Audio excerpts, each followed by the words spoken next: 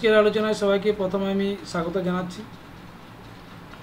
আজকে যে বিষয় নিয়ে আলোচনা শুরু করেছি, উত্তর উপনিবেশিক ভারত অর্থাৎ স্বাধীনতার পথে ভারত।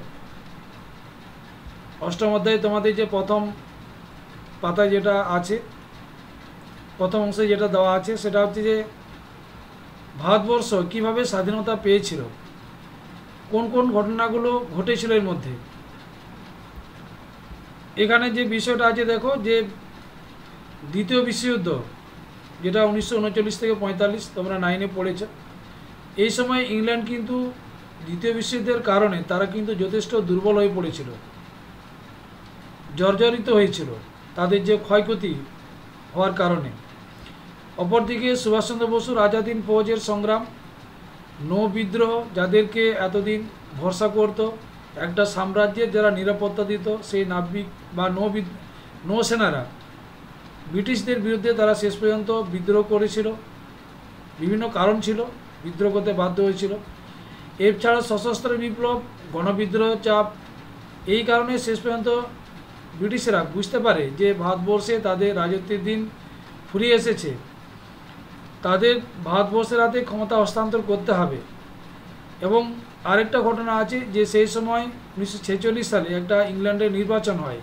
সেই নির্বাচনে শ্রমিক সংগঠন জয়লাভ করে এবং শ্রমিক সংগঠনের যে প্রধানমন্ত্রী হয়েছিলেন ক্লিমেন্ট অ্যাটলি, ইনি ভারতবর্ষের হাতে শান্তিপূর্ণভাবে ক্ষমতা তুলে দেওয়ার জন্যে তার দলের মন্ত্রিসভার 3 জন সদস্যকে ভারতবর্ষে পাঠিয়েছিলেন 1946 24শে মার্চ। 3 জন সদস্য হচ্ছে Stafford Cripps, Pethick Lawrence, A V Alexander. এদের মিশনটার নাম দেওয়া হয়েছিল মন্ত্রী মিশন বা ক্যাবিনেট মিশন। তারা ভারতে বসে আসে, তারা এবং ভারতবর্ষে এসে মুসলিম লীগ এবং জাতীয় কংগ্রেস এদের সঙ্গে 182টার মতো বৈঠক করেছিল। বৈঠক করেও কিন্তু সমাধান সূত্র বের করতে পারেননি বা তাদের মধ্যে ঐক্যমত তৈরি হয়নি। তাই তারা যে প্রস্তাবটা দিয়েছিলেন যে এখানে 3টি প্রদেশ গঠনের কথা তারা বলে এসেছিলেন, সেটা হচ্ছে যে প্রধান প্রদেশ অর্থাৎ হিন্দু সম্প্রদায়ের মানুষরা যে অঞ্চলের মধ্যে আছে সেটা প্রদেশ হবে, মুসলমান প্রধান অঞ্চল নিয়ে গঠিত হবে খ প্রদেশ, এবং বাংলা আসামকে নিয়ে গঠিত হবে গ প্রদেশ। এই ভারতবর্ষকে 3টি বিভাগে তারা বিভক্তের কথা কিন্তু বলেছেন। এখানে একটা মানে হিন্দু রাষ্ট্র মুসলমান রাষ্ট্র তৈরি হওয়ার একটা কিন্তু উস্কানি এখানে কিছুটা দিয়ে দেওয়া হয়েছিল।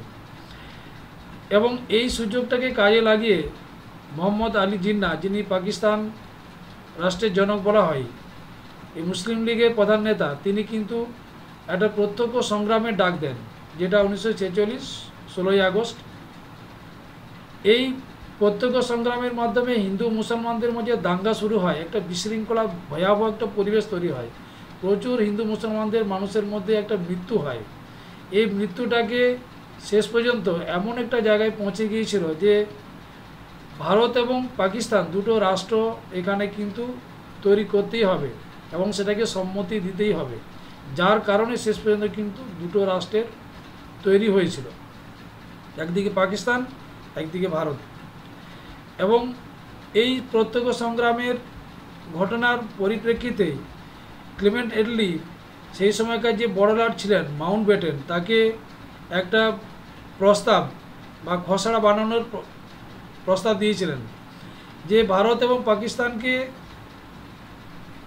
বা ভারতকে যে স্বাধীনতা প্রদান করা হবে তার একটা ছক বা প্রস্তাব তিনি এখানে গ্রহণ করেছিলেন। সেখানে বা এই মাউন্টব্যাটেন প্রস্তাব কোনটা, যে ভারত বিভাজন এবং ক্ষমতা হস্তান্তর বিষয়ে একটি পরিকল্পনা ঘোষণা করেন। সেটা কবে করেছিল না, এই 1947 3রা জুন। এই খসড়াটাকেই বলা হয়েছে মাউন্টব্যাটেন প্রস্তাব বা মাউন্টব্যাটেন রোয়েদাদ। এবং এই খসড়া অনুযায়ী বা প্রস্তাব অনুযায়ী 1947 18ই জুলাই ভারতের স্বাধীনতা আইন পাস হয়। কিন্তু আইনটা পাস হয়েছিল 4 জুলাই, কিন্তু এই সম্মতি দেওয়া হয়েছিল বা স্বীকৃতি পেয়েছিল স্বাধীনতা আইন 18 জুলাই, তাই এটাকে ধরা হয়। এই আইন মোতাবেক যেটা বলা হলো যে এই আইনের মাধ্যমে ভারত স্বাধীনতা লাভ করবে এবং ভারত এবং পাকিস্তান দুটো রাষ্ট্রের সৃষ্টি করা হবে এবং দুটো পৃথক রাষ্ট্রের সৃষ্টিও হয়। এবং সেখানে পাকিস্তান রাষ্ট্র কোনগুলো নিয়ে গঠিত হবে না, সিন্ধু, বেলুচিস্তান, উত্তর পশ্চিম সীমান্ত প্রদেশ, পশ্চিম পাঞ্জাব, পূর্ব বাংলা, আসামের শ্রীহট্ট নিয়ে পাকিস্তান রাষ্ট্র তৈরি হবে, বাকি ভূখণ্ড নিয়ে ভারত তৈরি হবে। এবং এখানেও কিন্তু মাউন্টব্যাটেন প্রস্তাবেও সেই ধরনের একটা কর্মসূচি গ্রহণ করা হয়েছিল বা প্রস্তাব দেওয়া হয়েছিল যে ভারত এবং পাকিস্তান দুটি ডোমিনিয়নে ভাগ করা হবে, মানে দুটো রাষ্ট্র তৈরি হয়ে যাবে। এই ধরনের প্রস্তাব কিন্তু এই মাউন্টব্যাটেন প্রস্তাবেও কিন্তু দেওয়া হয়েছিল। এই কারণেই শেষ পর্যন্ত কিন্তু ভারত এবং পাকিস্তান দুটো রাষ্ট্রের সৃষ্টি হলো। 1947 ভারত স্বাধীনতা লাভ করে এবং 14 আগস্ট পাকিস্তান স্বাধীনতা লাভ করে। এবার দুটো রাষ্ট্রের জন্ম হলো এবং এখানে ভারতের স্বাধীনতার পরে ভারতবর্ষে যে পদগুলো তৈরি হয়েছিল, প্রথম গভর্নর জেনারেল হন লর্ড মাউন্টব্যাটেন। প্রথম ইনার পরে যে লর্ড মাউন্টব্যাটেনের পরে যিনি গভর্নর হন তিনি চক্রবর্তী রাজা গোপালাচারী। রাষ্ট্রপতি হন রাজেন্দ্র প্রসাদ। প্রধানমন্ত্রী হন জওহরলাল নেহরু। উপপ্রধানমন্ত্রী এবং স্বরাষ্ট্রমন্ত্রী সর্দার বল্লভভাই প্যাটেলকে দেওয়া হয়। আর উপরাষ্ট্রপতি তোমরা তো জানো সেটা সর্বপল্লী রাধাকৃষ্ণন হয়েছিলেন। স্বাধীনতার পরেও কিন্তু পুরো ভারতবর্ষটাকে একটা ভূখণ্ডে বা একটা স্বশাসিত রাষ্ট্রে ভারতকে প্রতিষ্ঠিত করা যায়নি। কারণ 60% ভূখণ্ড ভারতের হাতে ছিল, বাকি 40% তারা কিন্তু সেই সময়ও স্বাধীন রাজ্য ছিল। এই রাজ্যগুলো কিন্তু ভারত ভূখণ্ডের বাইরে ছিল, ভারতের মধ্যেই সীমানার মধ্যেই, কিন্তু তার মধ্যেই এরা কিন্তু স্বাধীন ছিল। এই স্বাধীন রাজ্যগুলোকেই বা স্বায়ত্তশাসিত রাজ্যগুলোকে দেশীয় রাজ্য বলা হয়েছে। এরকম কটা ছিল না, 601টিরও বেশি দেশীয় রাজ্য ছিল। যেমন 4টি প্রধান ছিল, হায়দ্রাবাদ, মহীশূর, বরোদা, জম্মু কাশ্মীর। এদের সামনে বা ভারতের স্বাধীনতা আইন বলে যে ক্ষমতা তারা পেয়েছিল, হয় তারা নিজেদের অস্তিত্ব বজায় রাখবে অথবা ভারত পাকিস্তান যে কোনো রাষ্ট্রে যোগদান করতে পারবে, এই ধরনের একটা ক্ষমতা তাদের উপর দিয়ে দেওয়া হয়েছিল। কিন্তু পরিষ্কারভাবে জানিয়ে দেওয়া হয়েছিল যে, এবং গান্ধীজি এবং জওহরলাল নেহরু যেটা জানিয়ে দিয়েছিলেন যে স্বাধীনতার পরে কোনো দেশীয় রাজ্যের অস্তিত্ব কিন্তু স্বীকার করা হবে না। কারণ ভারতবর্ষের এতে নিরাপত্তা বিঘ্নিত হতে পারে, অর্থনৈতিক অগ্রগতিতে বাধা সৃষ্টি হতে পারে, জাতীয়তাবোধের ক্ষেত্রে সমস্যা হতে পারে। তাই দেশীয় রাজ্যগুলির আর স্বাধীনতা স্বীকার করা হবে না, তাদেরকে ভারতের সঙ্গে যেন যেভাবেই হোক যুক্ত হতে হবে। এই জন্য একটা দপ্তর তৈরি করা হয়, দেশীয় রাজ্য দপ্তর, এবং যাকে প্রদান করা হয়েছিল সর্দার বল্লভভাই প্যাটেলকে।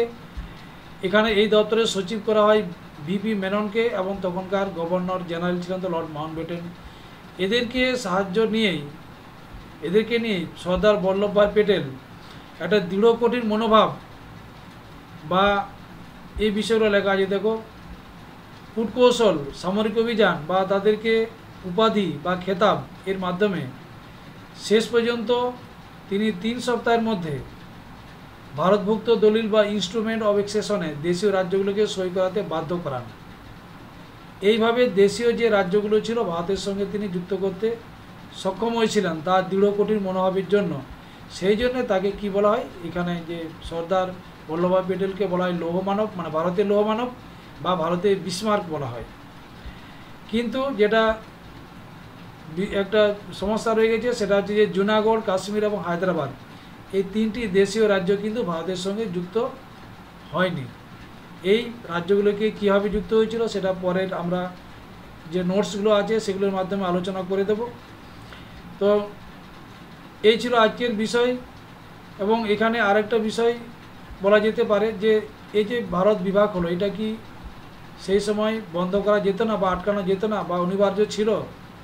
অনিবার্য ছিল এই জন্যে কারণ সাম্প্রদায়িক যে দাঙ্গা সেই সময় হিন্দু মুসলমানদের মধ্যে যে তৈরি হয়েছিল, জিন্নার যে একটা পাকিস্তান দাবিতে অনড় ছিল, মুসলিম রাষ্ট্র গঠনের অনড় ছিল, এবং ইংরেজরা ডিভাইড অ্যান্ড রুল যে নীতি চালু করেছিলেন, এই নীতিটাও কিন্তু পরোক্ষভাবে হিন্দু মুসলমানদের মধ্যে একটা উস্কানি দেওয়া হয়েছিল পৃথক রাষ্ট্র গঠনের। এই জন্যেই কিন্তু জাতীয় কংগ্রেসের নেতারা তারা কিন্তু এই ভারত বিভাগ আটকাতে পারেননি, তারা শেষ পর্যন্ত সমর্থন দিতে বাধ্য হয়েছিলেন। ঠিক আছে।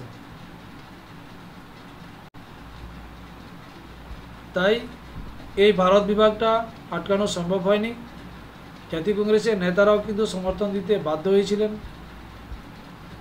এটা আটকানো সম্ভবত যেভাবে যে মন্ত্রী মিশনের যে প্রস্তাব বা লর্ড মাউন্টব্যাটেনের যে প্রস্তাব, এই যে পরোক্ষভাবে পৃথক মুসলিম রাষ্ট্র গঠনের যে উস্কানি দেওয়া হলো, এই উস্কানিটা যদি না দেওয়া হতো তাহলে কিন্তু হয়তো সমস্যা ছিল হিন্দু মুসলমানদের মধ্যে, কিন্তু হয়তো সেটা সমাধান করা কিছু পথ বেরিয়ে আসতো, কিন্তু সেই সুযোগটা কিন্তু এখানে কিন্তু পাওয়া যায়নি। তাই তড়িঘড়ি করেই পাকিস্তান এবং ভারত দুটো রাষ্ট্রের কিন্তু এখানে জন্ম হয়েছিল, যেটা 15 আগস্ট ভারত এবং 14 আগস্ট পাকিস্তান, এই দুটো রাষ্ট্রের উৎপত্তি হয়েছিল বা দুটো রাষ্ট্র তৈরি হয়েছিল। এবং এইভাবেই ভারত পাকিস্তান মানে হিন্দু মুসলমানদের মধ্যে দাঙ্গা, সেটা কিন্তু এইভাবে আটকানো সম্ভব হয়েছিল। এবং সেই জন্য অনেক সময় জাতীয় কংগ্রেসের নেতারা বলেছিলেন যে গৃহবিবাদ অপেক্ষা দেশভাগ ভালো। মানে এত মানুষের মৃত্যু হয়েছিল এই যে প্রত্যক্ষ সংগ্রাম বা হিন্দু মুসলমানদের মধ্যে যে দাঙ্গার কারণে শেষ পর্যন্ত জাতীয় কংগ্রেসের নেতারা তারা কিন্তু মানে ভারত বিভাগেই তারা কিন্তু সম্মতি দিতে বাধ্য হলেন। সেই জন্যে ভারত বিভাগ প্রয়োজন হয়ে পড়েছিল, আটকানো যায়নি। এটা আটকানো সম্ভবত বা এর জন্যে যদি দায়ী করা হয় তাহলে অবশ্যই ইংরেজরা পরোক্ষভাবে দায়ী ছিল, তাদের উস্কানিতেই কিন্তু এই দুটো রাষ্ট্রের উৎপত্তি হয়েছিল।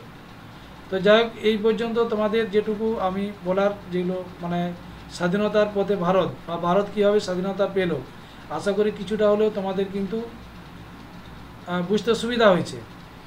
এরপর যে দেশীয় রাজ্যগুলো কিভাবে যুক্ত করা হয়েছিল, এগুলো তো তিনটে ইম্পর্টেন্ট আছে, তার মধ্যে জুনাগড় হায়দ্রাবাদ দুটো খুবই ইম্পর্টেন্ট।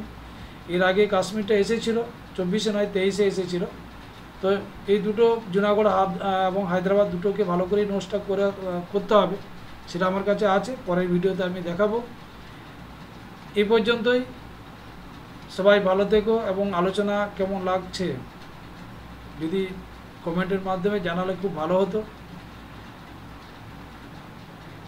সবাইকে শুভরাত্রি জানাচ্ছি। যারা নতুন আছে অবশ্যই সাবস্ক্রাইব করবে, লাইক দেবে, কমেন্ট করবে, প্রয়োজনে বন্ধুদের শেয়ার করতে ভুলবে না। এই বলেই আজকের ভিডিওটা আমি এখানেই শেষ করছি। সবাই ভালো থেকো, শুভরাত্রি।